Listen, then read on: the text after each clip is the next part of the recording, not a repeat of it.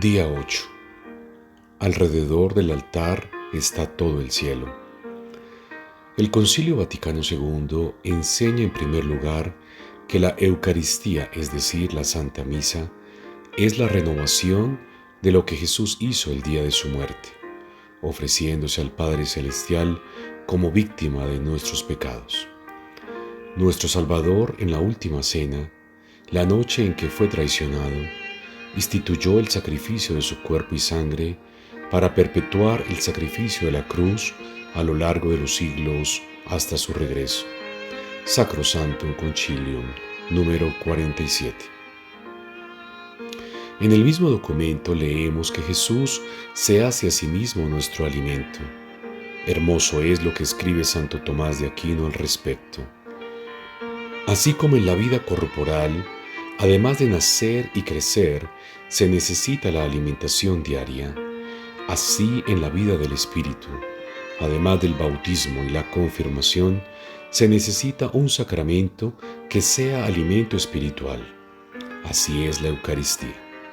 Y el mismo concilio, citando al gran doctor, en otro documento precisa: la Sagrada Escritura contiene todo el bien espiritual de la Iglesia, es decir, Cristo mismo, nuestra Pascua y pan vivo, que por su carne vivificada y vivificante por el Espíritu Santo da vida a los hombres.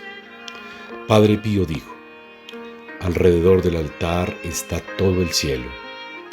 Y el Señor permitió que algún afortunado hijo espiritual viera esta maravillosa realidad con sus propios ojos. Queremos informar del hermoso testimonio que nos confía Fray Daniele Natali.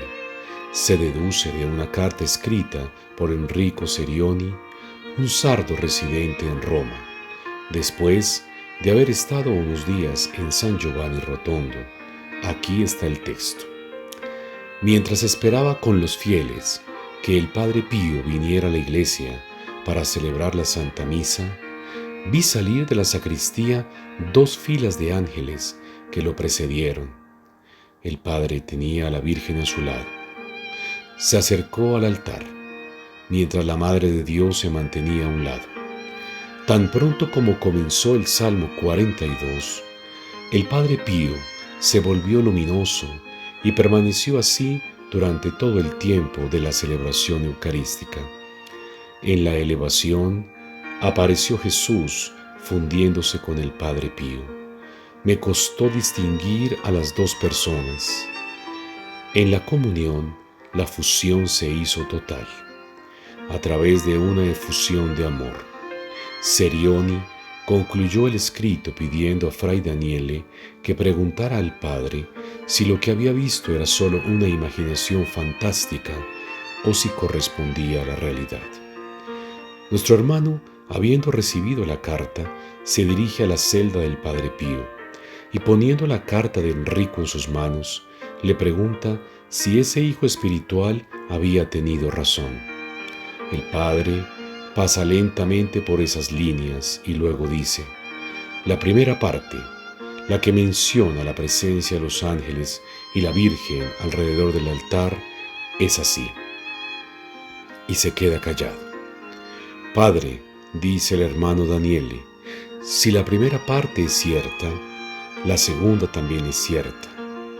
Y el Padre Pío, como si estuviera mortificado, asiente con la cabeza. El Padre quería que los sacerdotes fueran ejemplares en la celebración de la Santa Misa. Con motivo del aniversario de su ordenación sacerdotal, el Padre Pío le dijo al Padre Inocenso, que lo había asistido: para celebrar bien la misa debe ser otro Jesús. A continuación se muestran algunos testimonios. Don Giuseppe Cenci, todavía diácono, llegó a San Giovanni Rotondo en agosto de 1968 para prepararse para la sagrada ordenación. Cuando terminó este periodo de recogimiento, antes de regresar a su diócesis, saludó al Padre Pío, recomendándose a sus oraciones. El Padre le dijo: recuerda que subes al altar una sola vez, como para decir, imitar a Jesús que murió en la cruz por la salvación de las almas, sin posibilidad de bajar de ella. Entonces el santo recomendó: debes subir allí con pureza de corazón, pureza de espíritu y pureza de intención.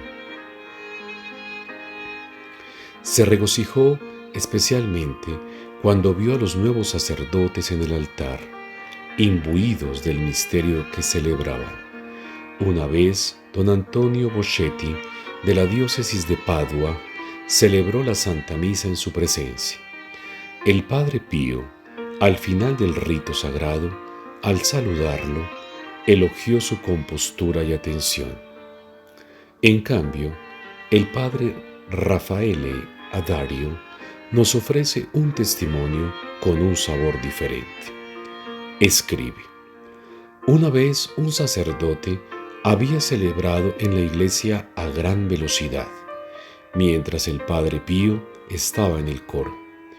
Cuando luego subió a saludarlo, el Padre le dijo que hiciera las cosas de Dios de manera santa y de manera particular, precisamente en la misa, que no tuviera prisa, porque la misa del Calvario había durado 3 horas. El Padre fue muy crudo con don Giuseppe Granieri, párroco de la diócesis de Orvieto Todi. Me confió: en los primeros años de mi sacerdocio, hacia 1960, me confesé al Padre Pío y, entre otras cosas, le dije: no siempre he celebrado con la debida preparación y devoción, penetrando el misterio que estaba renovando. Y el santo, con áspero tono de reproche, me dijo: no seas carnicero. Esas palabras han marcado mis celebraciones eucarísticas desde entonces. Siempre que digo misa, los tengo siempre presentes.